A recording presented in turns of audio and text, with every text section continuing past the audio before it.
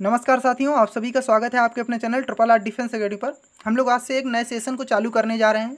जी हाँ, ITBP tradesman व ITBP की जो भी आपकी आगामी परीक्षाएं लगी हुई हैं उनके लिए ये श्रृंखला जो है काफ़ी महत्वपूर्ण साबित होने वाली है। जी हाँ, सामान्य ज्ञान के मैं यहाँ पर आपको वो सिलेक्टेड प्रश्न कराऊँगा जो आपकी पिछली परीक्षाओं में पूछे गए हैं व जो आपकी आगामी परीक्षाएँ उनमें पूछे जाने की संभावना है। अगर आप हमारे साथ इस श्रृंखला के साथ में जुड़े रहते हैं तो इसका एग्जाम में आपको सीधे सीधे फ़ायदा आपको देखने को मिलेगा। तो चलिए चालू करते हैं हमारा जो आज का सेशन है उसकी ओर।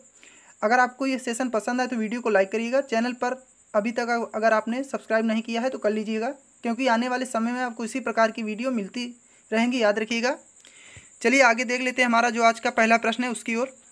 तो यहाँ पर अगर हम लोग बात कर लेते हैं, हमारा जो आज का पहला प्रश्न है, आपको बताना है विजय घाट किस महापुरुष की समाधि स्थल है।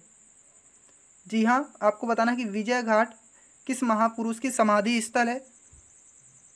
तो यहाँ पर अगर हम लोग बात कर लेते हैं विजय घाट की, तो विजय घाट जो ही लाल बहादुर शास्त्री जी की समाधि स्थल है, याद रखिएगा। जी हाँ, विजय घाट जो ये समाधि स्थल है लाल बहादुर शास्त्री जी की है। चलिए आगे देख लेते हैं और भी कुछ जो समाधियाँ आपकी एग्जाम की दृष्टि से काफ़ी महत्वपूर्ण रहने वाली हैं।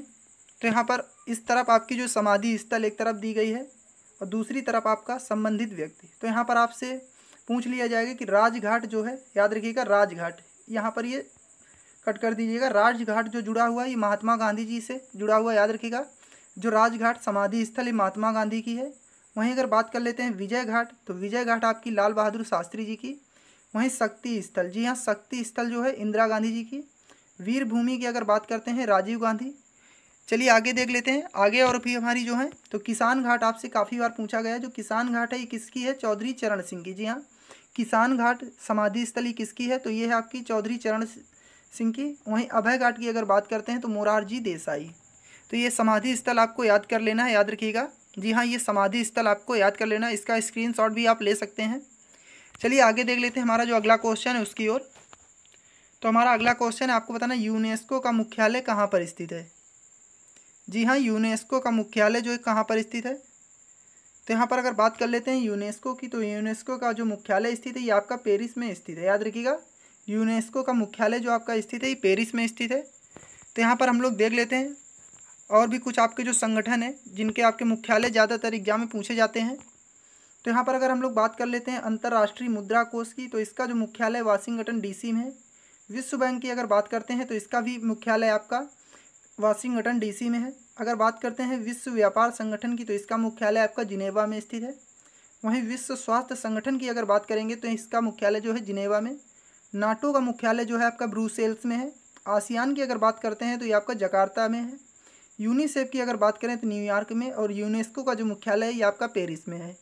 तो आप लोग इसका स्क्रीनशॉट ले लीजिएगा और एक दो बार रिवीजन भी कर लेना, क्योंकि आपके एग्जाम में ये मुख्यालय, ये संगठन आपके ज़्यादातर पूछे ही जाते हैं, याद रखिएगा। चलिए आगे देख लेते हैं हमारा जो अगला क्वेश्चन है उसकी ओर। तो आपको बताना है भारतीय मौसम विज्ञान संस्थान कहाँ पर स्थित है। जी हाँ, भारतीय मौसम विज्ञान संस्थान कहाँ पर स्थित है आपको बताना है। तो बात कर लेते हैं भारतीय मौसम विज्ञान संस्थान की, तो ये आपका नई दिल्ली में स्थित है, याद रखिएगा। ऑप्शन ए बिल्कुल राइट आंसर होगा, नई दिल्ली। यहाँ पर अगर बात कर लेते हैं कुछ और भी आपके शोध संस्थान है जो काफ़ी बार एग्जाम में आपके पूछे भी गए हैं। आपसे डायरेक्टली ये काफ़ी बार पूछा गया है कि वन अनुसंधान संस्थान कहाँ पर है, तो देहरादून में, याद रखिएगा। वन अनुसंधान संस्थान जो है देहरादून में। वहीं केंद्रीय तंबाकू अनुसंधान की अगर बात करते हैं तो राजमुंदरी में हो जाएगा, याद रखिएगा। केंद्रीय वनस्पति अनुसंधान की अगर बात करते हैं तो ये लखनऊ में होगा। अगर बात करते हैं भारतीय चीनी तकनीकी संस्थान, तो ये आपका कानपुर में है। केंद्रीय चावल अनुसंधान ये कटक में, याद रखिएगा। तो ये संस्थान आपको याद रखना है, क्योंकि ये संस्थान आपके कई बार एग्जाम में पूछे भी जा चुके हैं। आप लोगों ने अगर एग्ज़ाम दिया होगा तो आपने कई बार एग्जाम में देखा भी होगा। चलिए आगे देख लेते हैं हमारा जो अगला क्वेश्चन है उसकी ओर। आपको बताना है भाषा के आधार पर राज्यों का पुनर्गठन किस वर्ष किया गया था। जी हाँ, भाषा के आधार पर राज्यों का जो पुनर्गठन किया गया था किस वर्ष किया गया था, तो ये आपका किया गया था 1956 में, याद रखिएगा। जी हाँ, यहाँ पर कौन कौन से दो राज्य करे गए थे, तो ये किया गया था आंध्र प्रदेश और राजस्थान, याद रखिएगा, इनका गठन किया गया था। चलिए आगे देख लेते हैं हमारा जो अगला क्वेश्चन है। उससे पहले आप लोगों से रिक्वेस्ट है कि अगर आपको ये सेशन पसंद आ रहा हो तो वीडियो को जरूर लाइक करिएगा।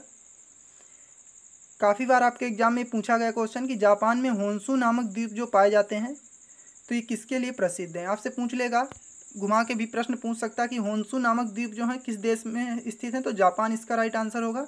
वहीं अगर बात कर लेते हैं किससे संबंधित है, तो ये तेल से संबंधित है, याद रखिएगा। होन्शु नामक द्वीप जो है तेल से संबंधित है, आपका प्रसिद्ध है इसी के लिए।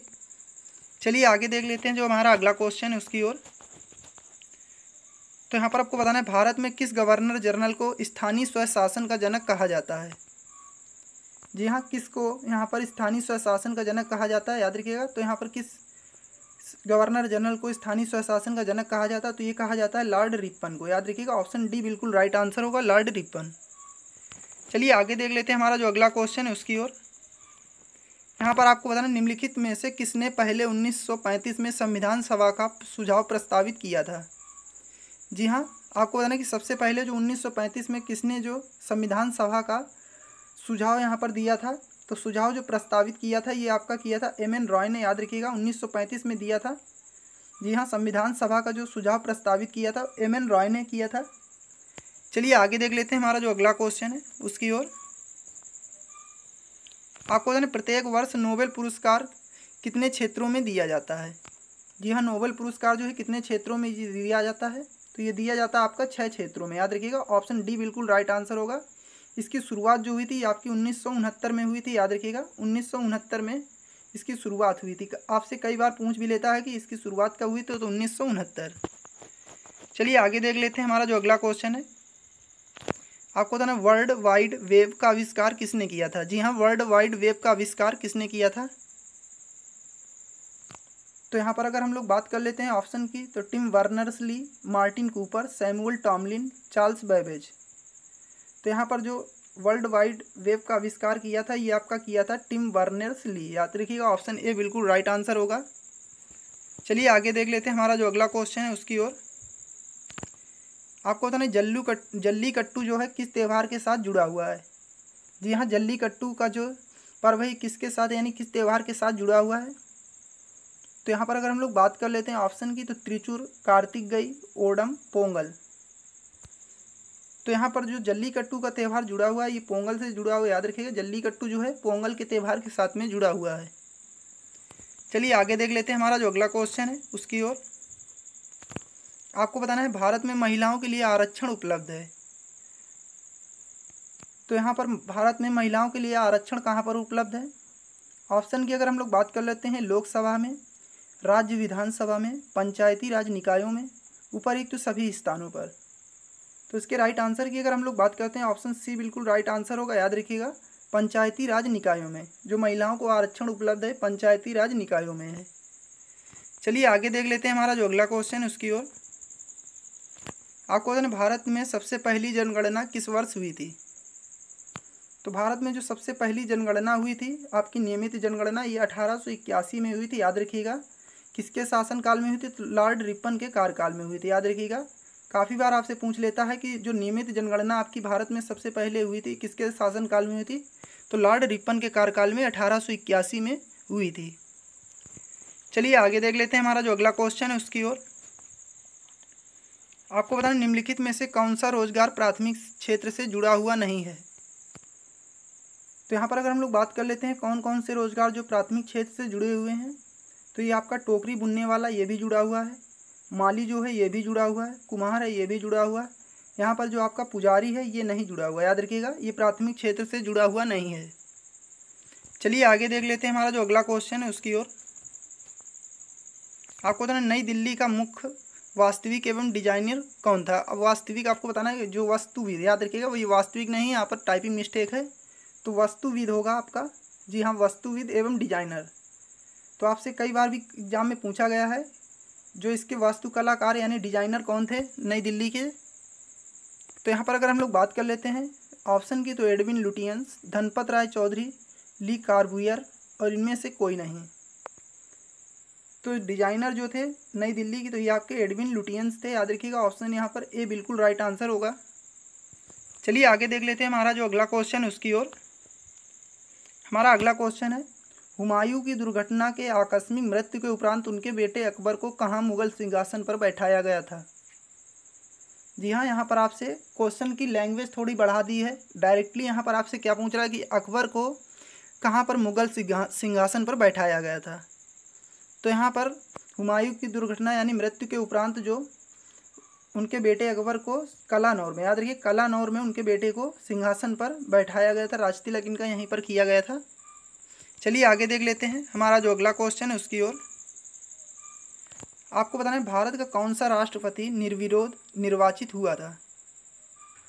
तो यहाँ पर आपके नीलम संजीवा रेड्डी जी जो थे ये निर्विरोध आपके निर्वाचित हुए थे। याद रखिएगा ऑप्शन सी बिल्कुल राइट आंसर होगा, नीलम संजीवा रेड्डी। चलिए आगे देख लेते हैं हमारा जो अगला क्वेश्चन है उसकी ओर। आपको बताएं नदी के प्रवाह को मापने के लिए किसका उपयोग किया जाता है। तो यहाँ पर अगर हम लोग बात कर लेते हैं default scale, cusec, Richter scale, anemometer. तो यहाँ पर राइट आंसर की अगर बात करेंगे तो ऑप्शन बी बिल्कुल राइट आंसर होगा, क्यूसेक। याद रखिएगा जो नदी के प्रवाह को मापने के लिए क्यूसेक का उपयोग किया जाता है। यहाँ पर अगर बात करते हैं रिएक्टर स्केल की तो इससे आपका भूकंप मापा जाता है। एनीमोमीटर से हवा की गति मापी जाती है, याद रखिएगा।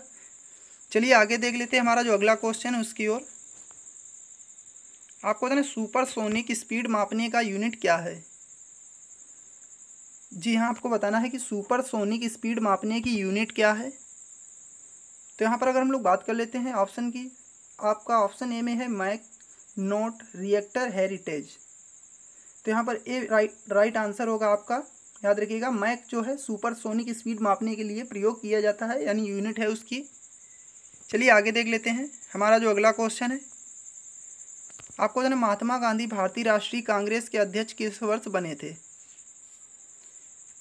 तो यहाँ पर अगर हम लोग बात कर लेते हैं महात्मा गांधी की, तो महात्मा गांधी जो 1924 में राष्ट्रीय कांग्रेस के अध्यक्ष बने थे।